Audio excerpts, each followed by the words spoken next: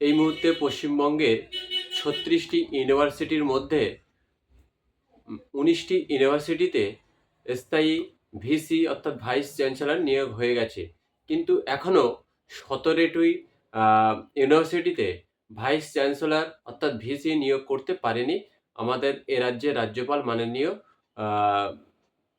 বোস সাহেব। তিনি এখনও ১৭টি ইউনিভার্সিটিতে স্থায়ী ভিসি নিয়োগের যে ছাড়পত্র বা যে আবেদন, সেটা এখনও শেষ করতে পারেনি।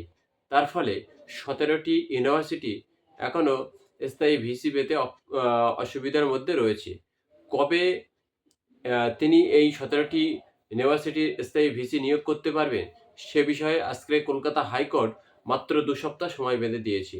এখন আমাদের বোস সাহেব তিনি এই ২ সপ্তাহের মধ্যে ১৭টি ভিসি নিয়োগ করতে পারেন কিনা, সেটা একটা বড় প্রশ্নচিহ্নের মধ্যে দাঁড়িয়ে আছে।